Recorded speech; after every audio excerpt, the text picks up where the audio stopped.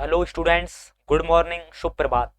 तो आज हम राजस्थान के सबसे प्रतिष्ठित एग्जाम आरएएस के बारे में जानेंगे, उसका ओवरव्यू लेंगे, थोड़ा उसका सिलेबस के बारे में हल्की सी चर्चा करेंगे और उसका पैटर्न देखने वाले हैं कैसे आरएएस एग्जाम कंडक्ट होता है।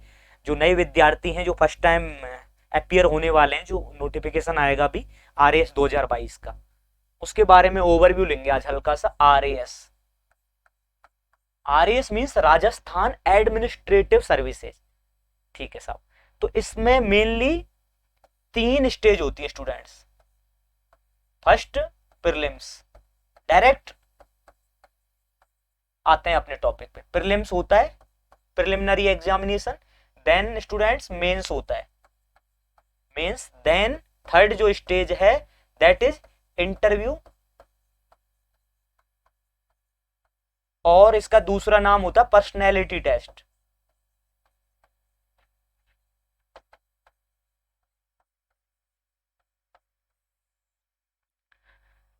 तो जो आरएएस का एग्जाम है उसमें सबसे पहली जो स्टेज है वो है प्रीलिम्स, प्रिलिमिनरी एग्जामिनेशन।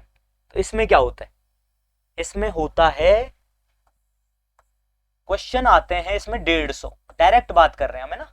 और इसमें जो मार्क्स होते हैं कितने नंबर के होंगे? वो होंगे स्टूडेंट 200 नंबर के। और नेगेटिव मार्किंग होती है 1/3, 1/3। प्रीलिम्स में 150 क्वेश्चन 200 नंबर के और 1/3 नेगेटिव मार्किंग। और ये क्वालिफाइंग होता है, बस पास करना है, कोई इसकी मेरिट नहीं बनेगी। मतलब मेरिट तो बनेगी प्रीलिम्स की, मतलब कट ऑफ के लिए कि भाई मिनिमम नंबर लाने हैं। जनरल के अलग, ईडब्ल्यूएस के अलग, ओबीसी और ऐसे एससी एसटी सभी के अलग अलग कट ऑफ जाती है, वो नंबर लाने बस minimum. Suppose 80 number cut off जाती है जनरल की, आपके 200 में से 200 आ जाएं या 81 भी आ जाएं, 80 भी आ जाएं, तो सब समान स्तर पर हैं। मतलब पास करना है सिंपल, बस कट ऑफ निकालनी है। तो स्मार्ट वर्क करना है हमको। मतलब मैं इसके माध्यम से यही बता रहा हूं कि हमको ज्यादा डिटेल में नहीं जाना प्रीलिम्स के लिए। यदि हम आरएएस की शुरुआती तैयारी कर रहे हैं, एकदम फ्रेश कैंडिडेट, तो हमें सीधे आरएएस मेंस की तैयारी करनी चाहिए। ये जो सेकंड स्टेज है इसके बारे में अलग से अभी बताऊंगा। तो प्रिलिमिनरी जो एग्जाम होगा, प्रीलिम्स जिसे कहते हैं, उसमें 150 क्वेश्चन आते हैं 200 नंबर के, और एक क्वेश्चन आता है मतलब 4/3 का। तो 150 क्वेश्चन 200 नंबर के, एक क्वेश्चन 4/3 मतलब 1.33 का। सो एक क्वेश्चन बहुत इंपॉर्टेंट होता है। ठीक है। और नेगेटिव है 1/3। ठीक है साहब। मतलब ये कि आप 60 से 65 क्वेश्चन भी सही करते हो, क्योंकि 60 क्वेश्चन से कितने नंबर बन रहे हैं? 4/3 मतलब 80 नंबर। मतलब आप 60 से 65 के बीच में आप अच्छा अटेम्प्ट करते हो, एकदम सही हो, तो यू कैन क्लियर, चाहे कोई सी भी कैटेगरी है लगभग। कई बार ओबीसी की ज्यादा चली जाती है, लेकिन अभी वो ट्रेंड शायद कोर्ट के दखल के बाद नॉर्मल हो गया है कि जनरल ओबीसी सबकी बराबर जाती है। बीच में ये होने लगा था कि ओबीसी की ज्यादा जा रही थी, वो टेक्निकल कोई रीजन था, हम उसके बारे में इतना डिटेल से नहीं जानते, नहीं बता पाएंगे, राइट। तो अभी हम ये मानते हैं कि प्रीलिम्स में जो सब्जेक्ट आ रही है और मेंस में जो सब्जेक्ट आ रही है, क्योंकि मेंस ही इंपॉर्टेंट है, तो मैं पहले मेंस का सब्जेक्ट बता देता हूं, क्या क्या पार्ट होते हैं, कैसे उनको अलग अलग सब्जेक्ट में डिवाइड किया हुआ है, अलग अलग पेपरों में, जैसे पेपर 1, पेपर 2, पेपर 3, पेपर 4। फिर हम ओवरव्यू पढ़ेंगे ओवरऑल कि प्रीलिम्स और मेंस की एक साथ कैसे तैयारी हो, क्योंकि अल्टीमेटली तो हमें फाइनली रिजल्ट लेना है। तो प्रीलिम्स से तो होगा नहीं कि हम प्रीलिम्स का पढ़ के चले जाएं और मेंस क्लियर हो जाए, प्रीलिम्स क्लियर हो जाए, मेंस में बैठ जाएं और फाइनल में पता लगा हम फेल हो गए, तो उसका कोई सेंस नहीं है, मेहनत व्यर्थ जाती है। क्यों? आरएएस एग्जाम 3-3 साल ले जाता है, लास्ट में पता लगे 3 साल बाद फेल हो रहे हैं हम, तो वो तो बहुत बड़े दुख की बात है। यदि हम पे कोई जॉब नहीं है और हम सिर्फ आरएएस कर रहे हैं तो दिक्कत हो जाती है। तो हमें उस तरीके से कार्य करना है कि हमें अल्टीमेटली रिजल्ट में हमारा मेहनत है जो तब्दील हो जाए। तो मेंस में क्या होता है? 4 पेपर होते हैं बच्चों। डायरेक्ट मेंस की बताता हूं, फिर प्रीलिम्स को मैं इसमें जोड़ दूंगा कि प्रीलिम्स कैसे आप क्लियर कर सकते हो। तो मेंस में स्टूडेंट्स 4 पेपर होते हैं 800 नंबर के, टोटल 800 मार्क्स। ठीक है। तो पेपर वन का नाम होता है जनरल स्टडी का पेपर 1, मतलब GS1 का पेपर। और जो सेकंड पेपर होगा उसको बोलते हैं GS2, सामान्य अध्ययन सेकंड पेपर। और जो थर्ड पेपर होगा उसका नाम है GS3। और लास्ट में जो फोर्थ पेपर होगा स्टूडेंट्स, वो होगा सामान्य हिंदी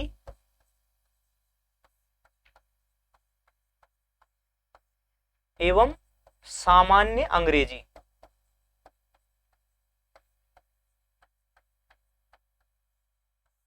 और ये नंबर होंगे 200 200 के, 200 ईच, तो 800 मार्क्स हो गए ना, 200 200 200।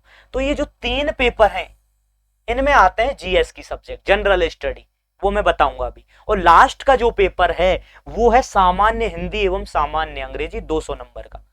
ठीक है, अब 1 बाय 1 हम इनका देख लेते हैं। पहला पेपर GS1, तो इसमें क्या होते हैं, 3 यूनिट है स्टूडेंट, 3 यूनिट है। फर्स्ट यूनिट में क्या आता है, विश्व का इतिहास। दूसरा भारत का इतिहास।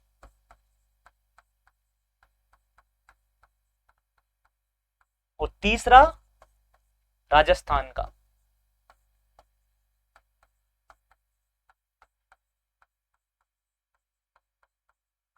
ठीक है साहब।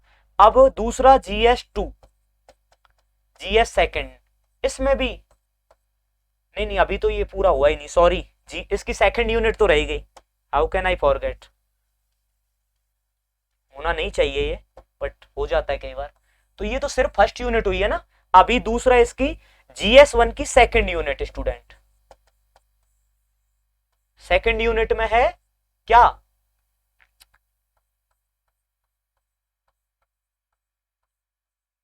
विश्व की अर्थव्यवस्था। ठीक है, दूसरा भारत, इंडिया की इकोनॉमी। ठीक है, और तीसरा राजस्थान की अर्थव्यवस्था, राजस्थान की अर्थव्यवस्था। ठीक है, अब GS1 को देख रहे हैं जो कितने नंबर की है, 200 नंबर की। तो उसमें जो पहली यूनिट है उसमें हिस्ट्री आएगी, मतलब ऐसे याद कर सकते हैं हम कि पहली यूनिट में हिस्ट्री, और हिस्ट्री में तीनों segment, world history, India history, Rajasthan की हिस्ट्री। सेकंड जो यूनिट है उसमें इकोनॉमी पूरी, विश्व की, भारत की, राजस्थान की।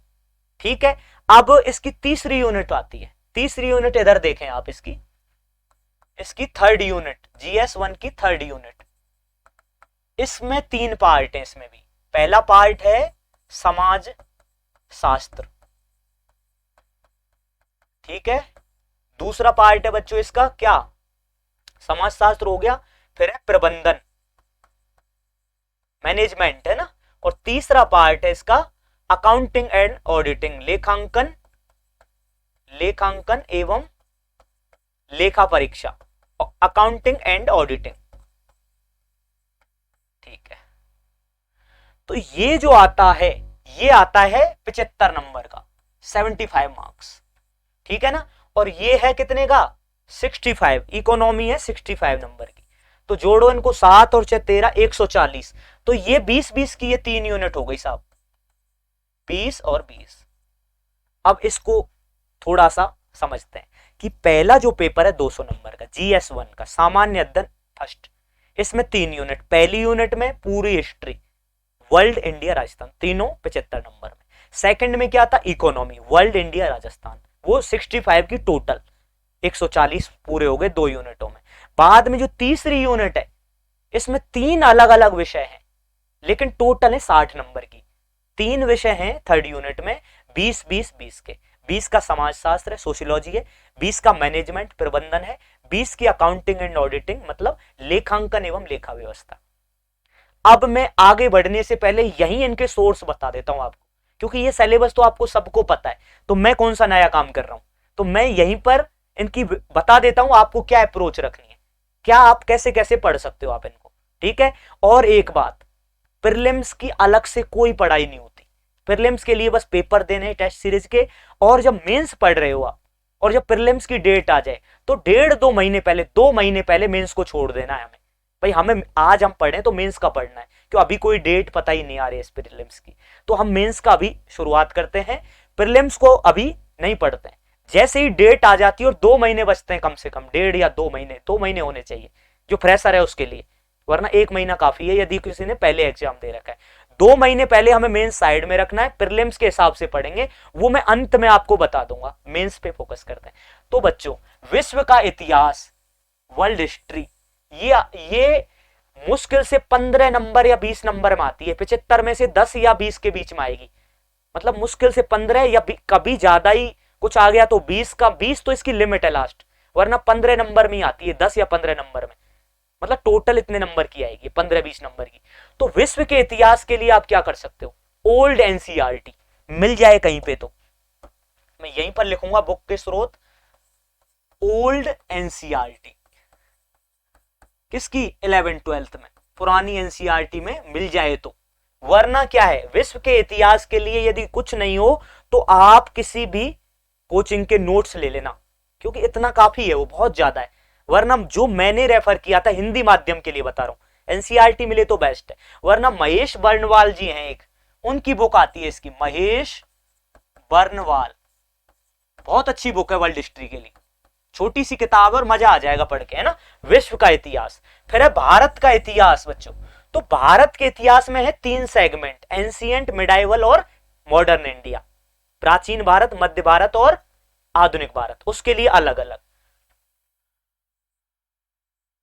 तो प्राचीन भारत मतलब मैं ए लिख रहा हूं, है ना, ए माने एंशिएंट, एम माने मिडाइवल और एमओ माने मॉडर्न, ऐसे समझना आप, क्योंकि स्पेस नहीं है। तो ए माने एंशिएंट, एम माने मिडाइवल और एमओ माने मॉडर्न, ठीक है, कैसे भी समझ जाना। तो इसके लिए भी एनसीईआरटी की बुक आती है, या फिर राम शरण शर्मा जी की बुक आती है, राम शरण शर्मा, या फिर एनसीईआरटी मिल जाए तो बहुत बढ़िया है, पुरानी। और मिडाइवल में क्या है, एक सतीश चंद्र जी हैं एक राइटर, उनकी एक बुक आती है। देखो, राम शरण शर्मा लो या सतीश चंद्र, एंशिएंट और मिडाइवल के लिए, या फिर पुरानी एनसीईआरटी बुक पीडीएफ कहीं मिल जाए, उनमें एंशिएंट और मिडाइवल बहुत अच्छे से दिया है। और पुरानी एनसीईआरटी का मतलब समझ रहे हो, 2006 से पहले वाली, 2006 तक जो चलती थी, पीडीएफ कहीं मिल जाए तो बेस्ट है, उनमें से फिर आप नोट्स बना लेना। अब आता है मॉडर्न इंडिया। तो मॉडर्न के लिए एक ही बुक है, वैसे तो 2 हैं, एक बुक है विपिन चंद्रा, बहुत अच्छी बुक है, अच्छी अंडरस्टैंडिंग देगी आपको, विपिन चंद्रा। और एक और बुक आती है स्पेक्ट्रम, स्पेक्ट्रम पब्लिकेशन की मॉडर्न इंडिया, वो थोड़ी मोटी होती है पर वो प्री और मेंस दोनों को कवर करती है। पर मेंस की मेन जो अंडरस्टैंडिंग लेनी है ना आपको, लिखने वाली, मतलब एकदम ओवरव्यू, एकदम बहुत बढ़िया कहानी के रूप में, तो Vipin Chandra is the best, बहुत अच्छी किताब है। स्पेक्ट्रम भी पढ़ सकते हो। ये हिस्ट्री कंप्लीट हो गई। फिर राजस्थान का इतिहास बच गया। इसके लिए 2 तरीके हैं, एक तो क्या कि 9th और 10th आरबीएसई की 2 बुक आती हैं, 9th और 10th की राजस्थान बोर्ड की 2 बुक आती हैं, एक में कल्चर दिया हुआ है, एक में राजस्थान का मॉडर्न इतिहास दिया हुआ है। बहुत अच्छी बुक है, पुरानी बुक है, पिछले साल तक थी मार्केट में, एक येलो कवर की है, एक रेड से कलर की है, बहुत पतली पतली बुक है, मोर देन एनफ है मेंस के लिए। तो फिर भी आप एक्स्ट्रा पढ़ना चाहो तो पैनोरमा की बुक आती है, बहुत शानदार बुक है पैनोरमा भी, पैनोरमा की बुक आती है। तो यहां पर हिस्ट्री कंप्लीट हो गया है, ठीक है। अब मैं इनको अलग पेज में इनको इकोनॉमी लेता हूं, क्योंकि ये ज्यादा हो गया शायद, आगे चलूं मैं ना।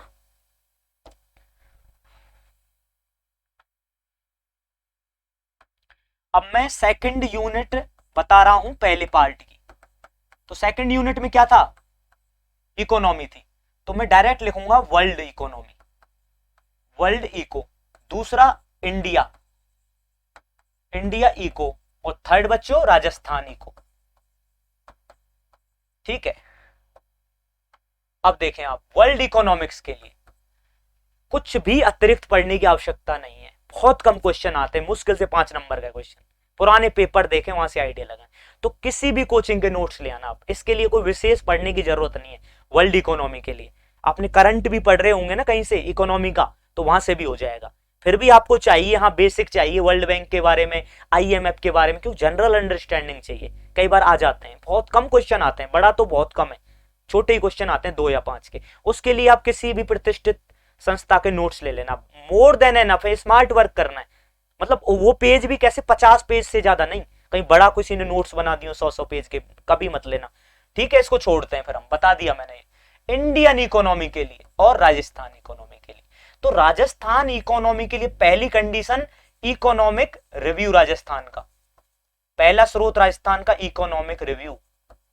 सेकंड, स्कीम्स ऑफ गवर्नमेंट,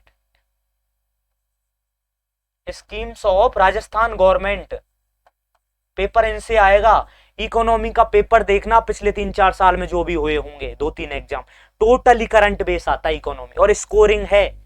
आपने करंट अफेयर में से इकोनॉमी के अलग से नोट्स बना लिए कि महिलाओं के लिए क्या स्कीम है, बुजुर्गों के लिए क्या स्कीम है, और भी गरीबी को दूर करने के लिए क्या है, रोजगार के लिए क्या है, अन्य अन्य सेक्टर में। और वो किससे रिलेट करोगे आप? इकोनॉमिक रिव्यू से टॉपिक लोगे आप। इकोनॉमिक रिव्यू में देख लो कैसे चैप्टर बन रहे हैं, जिस प्रकार से इकोनॉमी में चैप्टर बने रिव्यू में, वहां से आप नोट्स बना लो भाई ये योजना है, और कम से कम नाम तो याद हो जाने चाहिए।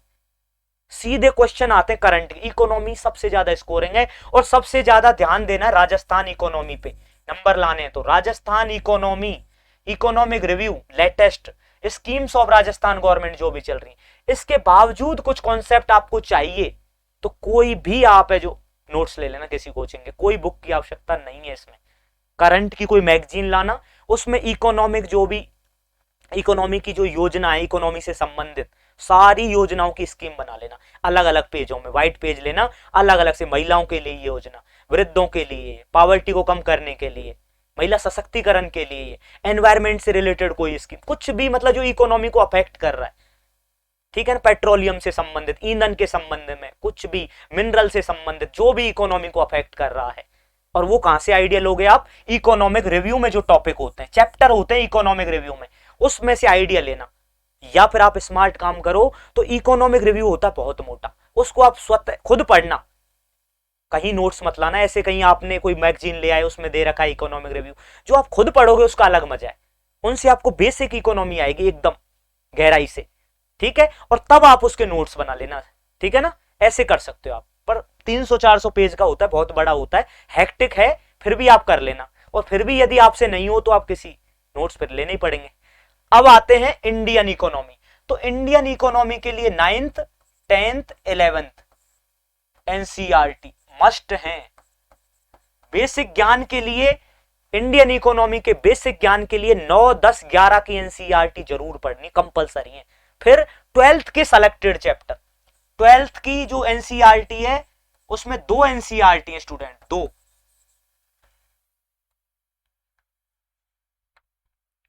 12th में इकोनॉमी के 2 पार्ट हैं, 2 बुक है, मैक्रो इकोनॉमिक्स, माइक्रो इकोनॉमिक्स, समष्टि अर्थ व्यवस्था, व्यष्टि, उनमें से सेलेक्टेड चैप्टर जो आपके सिलेबस में ओवरलैप कर रहे हो, सिंपल। वरना 9, 10, 11 एनसीईआरटी आपने पढ़ ली ना इकोनॉमी की, और आपको अर्थव्यवस्था थोड़ी अजीब लगती है, एकदम डाउट क्लियर हो जाएंगे, गारंटीड, बहुत मजा आएगा, लगेगा नहीं कि यार ये क्या है। फिर आप करंट पढ़ो, देखो स्मार्ट वर्क करना है, पुराने पेपर ले आओ, 13 का, 16 का, 18 का और 21 का जो हाल में मार्च में हुआ है, उनके पेपर लाओ, उनमें देखो यार कहां कहां से इकोनॉमी के कैसे क्वेश्चन आ रहे हैं। 70 से 80% आते हैं करंट बेस, 20% के लिए थ्योरी पढ़ना बेकार है। फिर भी पढ़ना है तो आप कोचिंग के नोट्स ले आना इकोनॉमी के लिए, या आप जैसे भी करें कर लेना। वरना मेन तो इंडिया के लिए तो ये 9, 10, 11 की बुक बहुत ज्यादा है, और 12th में सेलेक्टेड चैप्टर, जैसे 12th वाली जो बुक है एनसीईआरटी को, उनमें राष्ट्रीय आय के बारे में पता लग जाएगा, जीडीपी के बारे में पता लग जाएगा, जीएनपी वगैरह सब पता लग जाएगा। तो 12th के सेलेक्टेड चैप्टर एनसीईआरटी के, वो आपको खुद समझ में आ जाएगा। जहां पे गणित की गणनाएं दे रखी, कैलकुलेशन दे रखी, वो चैप्टर छोड़ देना 12th वाले, उसमें सेलेक्टेड चैप्टर। और 9, 10, 11 की इकोनॉमी की एनसीईआरटी बुक कंपलसरी। ये इकोनॉमी इंडिया वाले के लिए बहुत ज्यादा है। और राजस्थान का मैंने बता दिया, इकोनॉमिक रिव्यू या स्कीम ऑफ राजस्थान, बस स्मार्ट वर्क। और वर्ल्ड इकोनॉमी अलग से नहीं पढ़नी है, कोई नोट्स मिल जाए, पीडीएफ मिल जाए, ऑनलाइन मिल जाए कहीं नोट्स या कुछ भी, तो 20-30 पेज से ज्यादा नहीं पढ़नी इकोनॉमी, ठीक है। इकोनॉमी का हो गया, और राजस्थान और इंडिया सब बता दिया मैंने,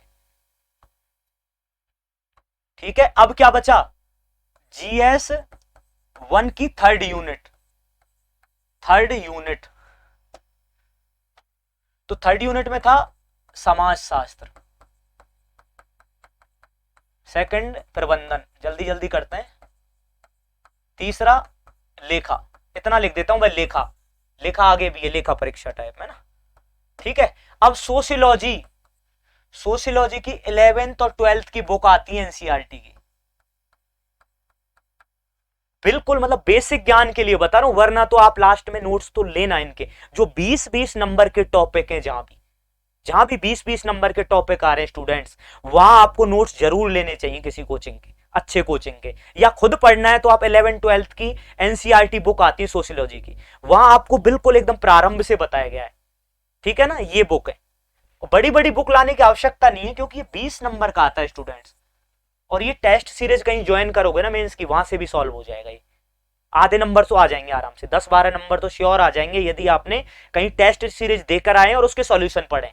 स्मार्ट बता रहा हूं मैं डायरेक्ट, वरना तो बहुत कुछ पढ़ सकते हैं पढ़ने को तो हम, पर देखना 20 नंबर के लिए क्यों ज्यादा पढ़े हम, ज्यादा से ज्यादा 50 पेज के ही नोट्स पढ़ने मैक्सिमम है ये।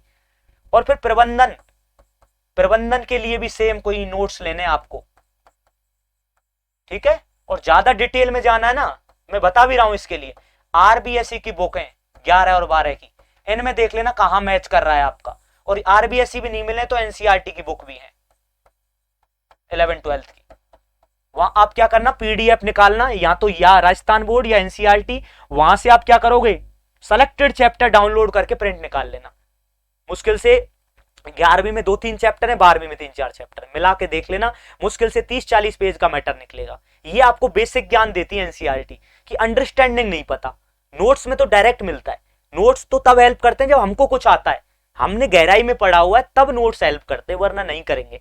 तो एनसीईआरटी और राजस्थान बोर्ड की मैनेजमेंट के लिए बाद में नोट्स ले लेना कहीं किसी कोचिंग के, या कोई बुक आई हो पतली सी जिसमें आप, वो तब पहले ये बेसिक ले लेना, क्यों अभी टाइम है आपके पास, और ये स्कोरिंग है, ये भी 20 नंबर का है। पर इनके लिए आप कहो कि प्रबंधन के लिए कोई आप एमबीए की किताब पढ़ने लग जाओ तो नो नीड, बिल्कुल नहीं पढ़नी है। सेम अकाउंटिंग के लिए करना है स्टूडेंट्स, कि कहीं भी नोट्स मिल जाए तो ले लेना, स्मार्ट काम करना है, क्योंकि ये भी 20 नंबर का है। और टेस्ट सीरीज के जो सॉल्यूशन आए ना, फिर बता रहा हूं, टेस्ट सीरीज से नोट्स बनाना सीखना है आपको। टेस्ट देकर आए आप, कोई टेस्ट देकर आए कहीं, उसमें अकाउंटिंग आ गया तो एक कॉपी मेंटेन करो अकाउंटिंग वाली, उसमें जो क्वेश्चन है उनको नोट डाउन कर लो, बहुत हेल्प मिलेगी, कभी कुछ नोट्स की जरूरत नहीं पड़ेगी। 20-20 वालों के लिए बता रहा हूं, जो 20-20 नंबर के टॉपिक है, आप ऐसा कर सकते हो, ठीक है। आगे चलते हैं, अब ये हो गया पहला पेपर। अब बच्चों जीएस सेकंड की फर्स्ट यूनिट, तो फर्स्ट यूनिट आती है एथिक्स बच्चों, एथिक्स। एथिक्स में देखो क्या पढ़ना है,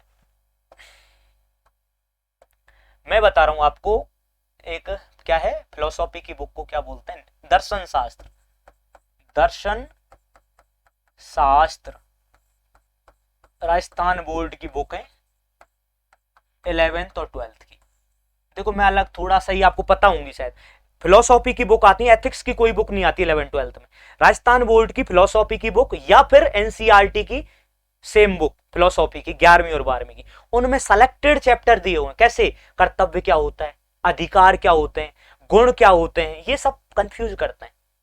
तो ये आप वहां से पढ़ोगे ना, तो वहां पे क्या डिटेल में दे रखा है, तो आपके बैठ जाएगा माइंड में, क्योंकि नोट्स जहां भी लाओगे ना आप, तो वो कंफ्यूज कर देंगे। और एक तो ये पढ़ना है ना, ये देख लेना, बेसिक के लिए बता रहा हूं मैं आपको। फिर कहीं से कोई बुक आई हो कोई अच्छी, जैसे एक इंग्लिश में बुक चलती है शायद, यूपीएससी के लिए बुक चलती है, सुब्बा राव सर की है या इंग्लिश में है, पर वो हिंदी में चलती है शायद, क्रॉनिकल की होनी चाहिए, क्रॉनिकल की मोटी बुक है पर बहुत अच्छी है, ये देख लेना।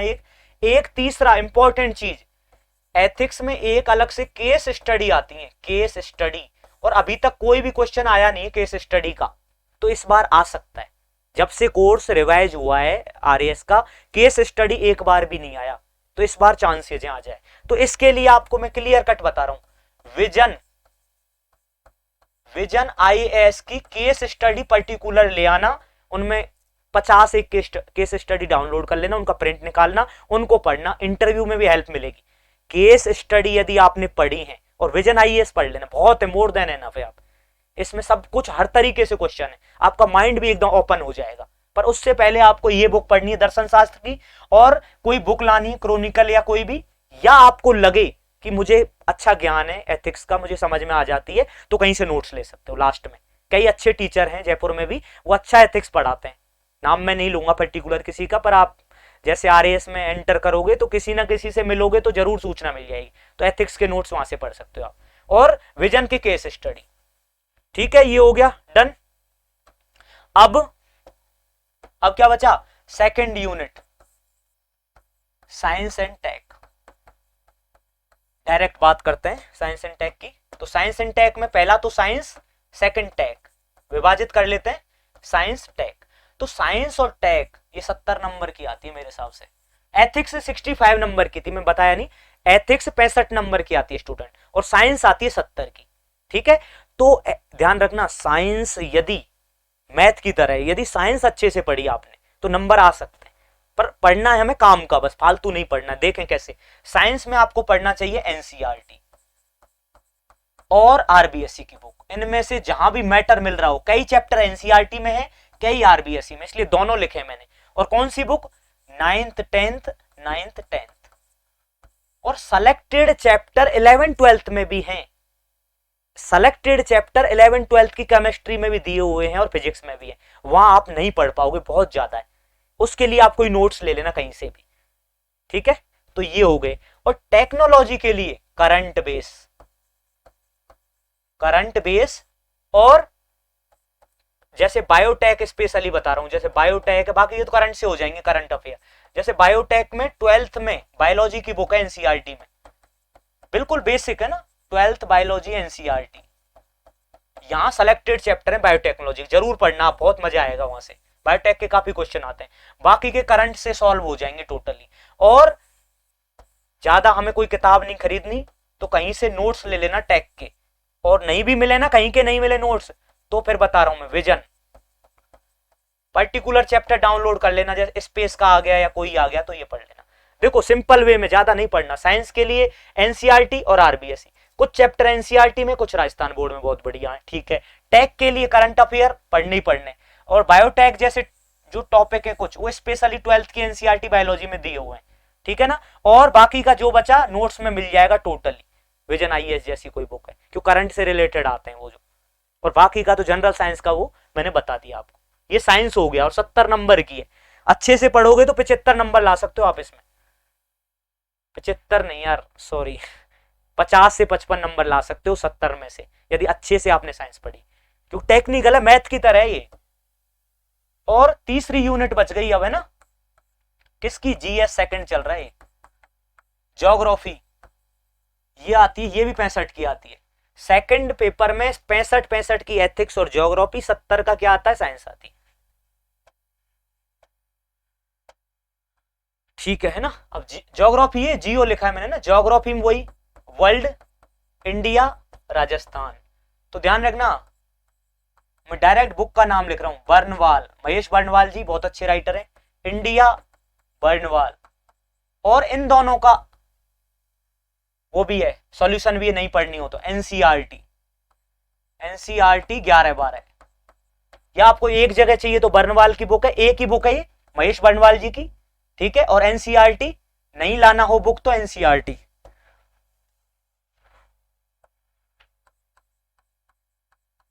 ठीक है, अब राजस्थान के लिए पैनोरमा बहुत ज्यादा है, खत्म, बस इतना है। और अच्छा स्कोरिंग है, ज्योग्राफी भी साइंस की तरह, बहुत अच्छे नंबर लाए जा सकते हैं इसके, और पुराने पेपर देखने।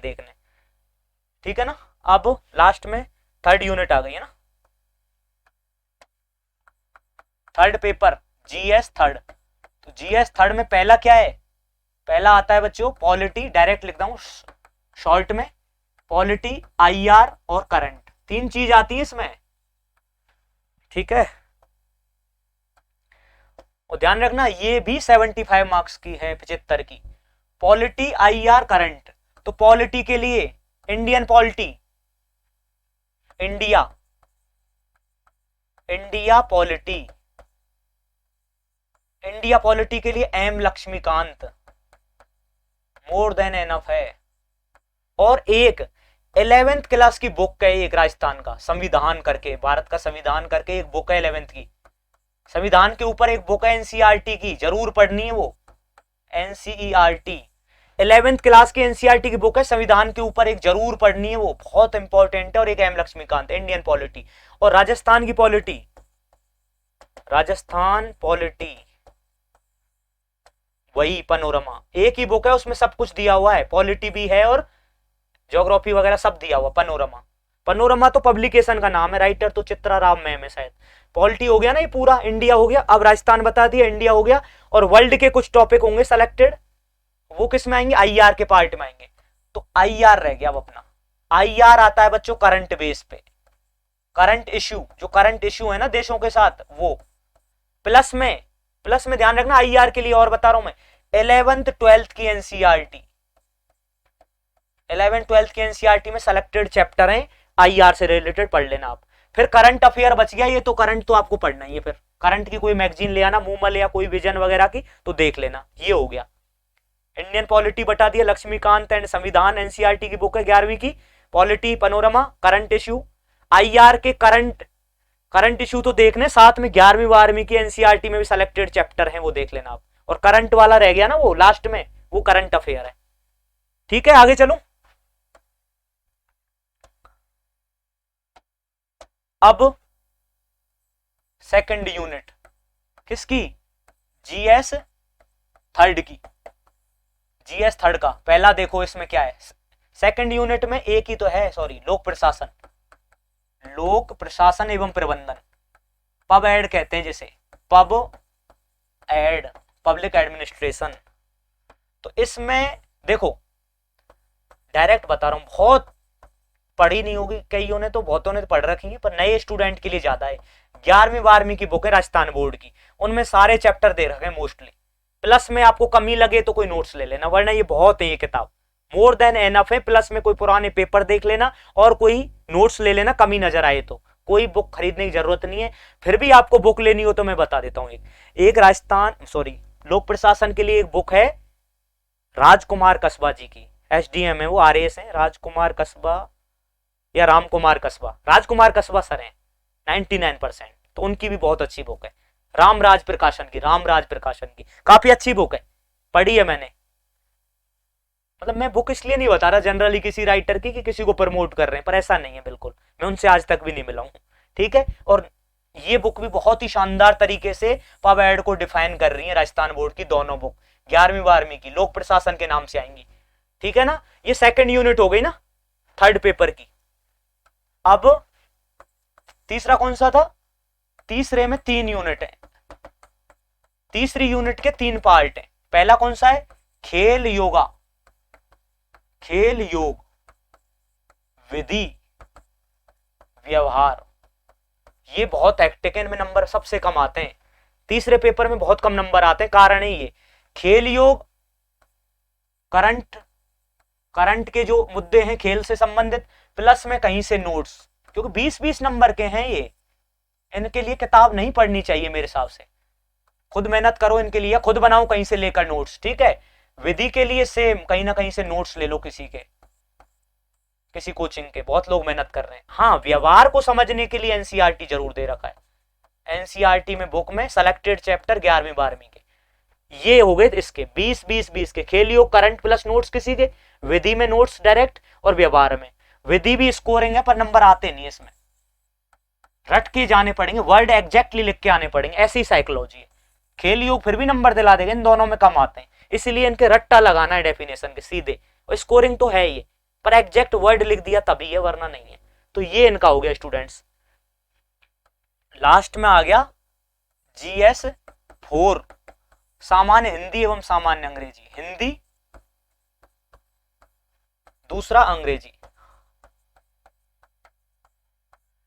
120 80 120 नंबर, 80 नंबर, टोटल 200। हिंदी के लिए पहला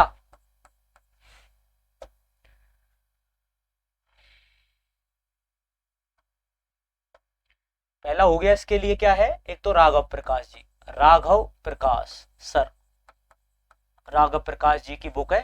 ठीक है, और दूसरा स्रोत हिंदी का 9th से 12th के लिए एक व्याकरण की किताब चलती है राजस्थान बोर्ड में, व्याकरण राजस्थान बोर्ड में बहुत है, और पुराने पेपरों की प्रैक्टिस करनी है। अंग्रेजी में एक आती है, बीएस रस्तोगी है या बीके रस्तोगी सर है, उनकी बुक आती है, ब्लैक सी बुक है, ब्लैक कवर है उसका, बीके रस्तोगी या बीएस रस्तोगी सर। ठीक है, ये बुक लानी है, और ये हो गया हिंदी इंग्लिश। और पुराने पेपर करो, अब मैंने ओवरव्यू दे दिया जल्दी जल्दी, काफी मैं जल्दी कर गया, पर मेन अब आते हैं अपने टॉपिक पे। क्या कि हमें करनी है मेंस की तैयारी। और मेंस में ये जो मैंने बुक वगैरह लिखाई है बहुत ज्यादा है, बहुत ज्यादा है। पता है जब हम पढ़ते हैं ना तो हम बस ये देखते चले जाते हैं कि यार गहराई में जाएं और डिटेल में पढ़ें। नहीं, बिल्कुल नहीं, आपको स्मार्ट वर्क करना है। कौन सा? देखो मैं ये किस अधिकार से बता रहा हूँ, क्योंकि मैं भी आरएएस ऑफिसर हूँ। मेरी राजस्थान अकाउंट सर्विस मेरा कैडर है, राजस्थान लेखा सेवा। तो मुझे थोड़ा सा अधिकार है कि हाँ मैंने इतने पेपर दिए, 2-3 बार मैंने भी दिए, मुझे पहली और मिली। अंत में मैं अभी 2018 बैच से हूँ, आरएस 2018 बैच से। तो मैं आपको गारंटी से कह रहा हूँ ये बात कि हम जब पढ़ते हैं ना, हमको ये लगता है ये ले आए वो ले आए, कोई मैगजीन आई वो ले आए, ये बिल्कुल नहीं करना। हमें दो ही काम करने हैं मेन। एक तो हमें लिमिटेड सोर्स रखने अपने, लिमिटेड, बहुत कम। दूसरा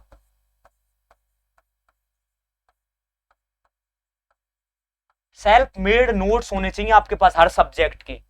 और तीसरा बच्चों टेस्ट सीरीज, कोई नहीं रोकेगा फिर आपको, गारंटी है इस बात की कि लिमिटेड सोर्स होने चाहिए पढ़ने के।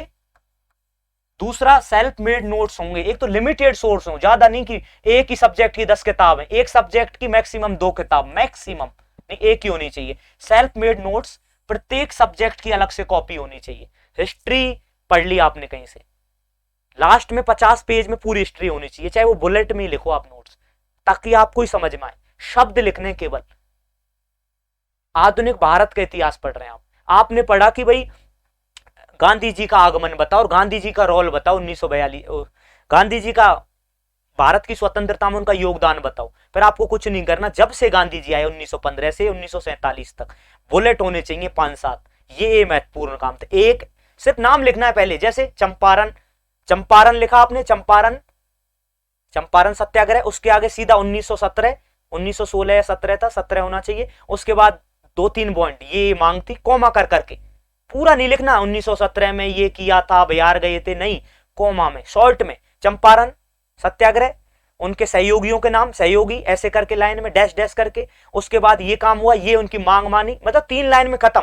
फिर दूसरा मान ले 1918 खेड़ा विद्रोह, 1919 में जलियांवाला कांड उनसे रिलेटेड है, क्यों उन्होंने भी उसके ऊपर कुछ बोला था। उसके बाद 1920 में असहयोग आंदोलन, 1921 में ऐसे खिलाफत कमेटी बनी थी, उस समय एग्जैक्ट हो सकता है मैं नहीं बता रहा हूं, मैं तो एक आइडिया दे रहा हूं, तो बहुत दिन हो गए इनको पढ़े। उसके बाद 1922 चौरा चौरी कांड, 1925 में उन्होंने बेलगांव अधिवेशन में अध्यक्षता की थी। ऐसे करके मुश्किल से 15 लाइन में उनका पूरा आंसर आ जाए, बुलेट में 15 शब्दों में, मतलब शब्द है वो 15-20 शब्द, पूरी लाइन नहीं है। इस प्रकार आप नोट्स बना सकते हो हर चीज की। सेल्फ मेड उनको ही कह रहा हूं मैं, छोटे छोटे बहुत बुलेट टाइप में। प्लस में उनको इंप्रूवमेंट करना है कि कोई कोचिंग में गए आप टेस्ट सीरीज देने, वहां से कोई आंसर मिला गांधी जी का अलग से, उसके भी नोट्स बना के वहां चिपका दिया।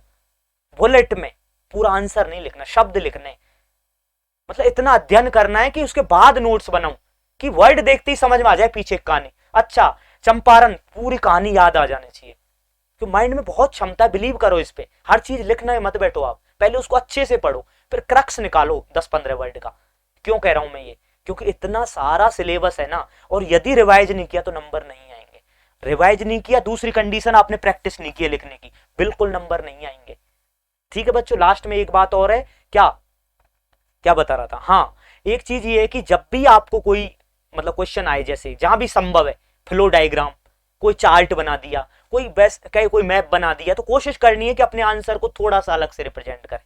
बहुत हेल्प मिलती है, बहुत लोग करते हैं। कोई रेखा चित्र बना दिया, कोई डायग्राम बना दिया, कहीं पे कोई मैप बना दिया, कहीं कुछ ब्लॉक डायग्राम बना दिया, तो वो भी हेल्प करेंगे आपके आंसर में, क्योंकि आपका प्रस्तुतिकरण ही आपको आगे ले जाएगा और कोई पढ़ाई आगे नहीं ले जाएगी। कम पढ़ें, अच्छा पढ़ें, उसके नोट्स बनाते हुए चलें और धीरे धीरे सब हो जाएगा। और कुछ याद आ रहा हो तो मैं सोचता हूँ ये हो गए। एक चीज और थी माइंड में, एकदम से स्किप हो गई। ठीक है, सोर्स बता दिए, ये हो गया, और क्या बचा, और कुछ याद आएगा तो मैं कोई छोटी मोटी वीडियो बना दूंगा। आज मुझे ओवरव्यू सा देना था। आपके कोई हो कमेंट क्या करो, आप कोई बात हो ईमानदारी से आप कमेंट करें मुझे। देखो आप नेगेटिव भी कमेंट करोगे तो मैं सुधार करूंगा अपने आप में, यदि अच्छे करोगे तो मैं थोड़ा सही है कि भाई ठीक चल रहा है, वरना देखो हम इंसान है, हमारी लिमिट है, सबकी एक लिमिट होती है, पर अपने काम के प्रति ईमानदार होना हमारा धर्म है, वो मैं कर रहा हूँ। कि मुझे लगा कि यार मैं काफी दिन से साइंस पढ़ा रहा हूँ, तो बीच में ऐसी क्लास भी लेते हैं, क्योंकि मैं खुद हूं, मान लो मैंने क्लियर किया है, तो थोड़ा सा मेरा अनुभव है, हल्का सा, इतना ज्यादा नहीं होगा बट है थोड़ा, कि मैंने क्लियर किया है, तो मैं थोड़ा सा कह सकता हूँ। इसी के संदर्भ में मैं ये कह रहा हूँ, वरना देखो होता क्या है, हमसे भी ज्ञानी, हमसे भी बुद्धिमान लोग बैठे बाहर जो शायद फेल हो गए, पर उनमें बहुत ज्ञान होगा, पर लोग मानते नहीं ना। समाज ऐसा ही संरचित हो रखा है कि लोग सफल को ही मानते हैं। बल्कि मेरा मानना है कि यदि आपको कोई फेल्योर भी मिल रहा है ना, जैसे आरएएस किसी ने 5-7 बार दिया और फेल हो गया, तो उससे मिलना, आप बहुत नई चीज निकल के आएंगी आपके पास। बस इतना ही तो है कि वो हो नहीं पाया सफल, कभी न कभी वो जरूर होगा। यदि उसने हार नहीं मानी होगी तो कोई नहीं रोक सकता उसको, श्योर हूं मैं इस बारे में। तो पास होना कोई इंटेलिजेंसी की निशानी नहीं है, अनुभव की हो सकती है। हाँ यार, इसने कुछ अलग किया होगा तभी ये पास हो गया, बस। बुद्धिमानी का घोतक नहीं है पास होना। कोई ऑफिसर होना या कोई अन्य बड़े पद पर आसीन होना किसी इंटेलिजेंसी का घोतक नहीं है वो, कि वो इंटेलिजेंट है तो सफल हुआ। बहुत सारी चीज, एक इंटेलिजेंट लोग भी चतुर हो सकते हैं, चालाक हो सकते हैं, बुरे हो सकते हैं वो भी, और एक कम इंटेलिजेंट है वो बहुत अच्छा आदमी भी हो सकता है। ये मेरा है नहीं टॉपिक, पर मैं ऐसे समझा रहा हूं कि अब, क्योंकि ये उन बच्चों के, स्टूडेंट्स के लिए है, बच्चों के लिए है जो मेरी क्लासेज लेते हैं। वो कहते हैं कि सर आप कुछ आरएएस के बारे में बताएं, ये तब मैंने बनाया है। क्योंकि कई बार क्या, लोग जल्दी ऑफेंड भी हो जाते हैं कि यार यही हमें क्यों बता रहे हैं। बट मैं टीचर हूं तो मेरी एक जिम्मेदारी है, और दूसरा मैं एक नागरिक हूं, सभ्य नागरिक हूं, तो भी मेरी जिम्मेदारी है कि ज्ञान को खुद तक सीमित नहीं रखना चाहिए। ज्ञान वो दीपक है जिससे लाखों दीपक जलाए जा सकते हैं। तो ज्ञान वो है बच्चों, तो वो मैं अपनी जिम्मेदारी निभा रहा हूं, चाहे कितनी भी क्रिटिसाइज हो या कोई प्रेज करे, दोनों से ही मुझे नहीं घबराना है, ना आपको घबराना चाहिए। कोई हमारी प्रशंसा करना है तो भी क्वेश्चन मार्क जरूर लगाए माइंड में कि क्या कारण है मेरी प्रशंसा हो रही है, क्या रियल में मैं योग्य हूं या नहीं हूं। ठीक है, तब हेल्प मिलेगी आपको। कि मतलब कोई बड़ाई कर रहा है तो चढ़े नहीं, हाँ रेस्पेक्ट रहे, उदार रहे, ठीक है साहब। और यदि किसी ने क्रिटिसाइज किया है तो उससे भी ना भड़के, अरे यार मेरी कैसे आलोचना कर रहा है, अरे यार ये जानता ही नहीं मुझे। नहीं, हो सकता है कुछ बात उसने अलग देखी हो आप में, तो उसको भी पॉजिटिव लेना है, सही है ना। तो उससे हमारी पर्सनैलिटी में इंप्रूवमेंट होता है।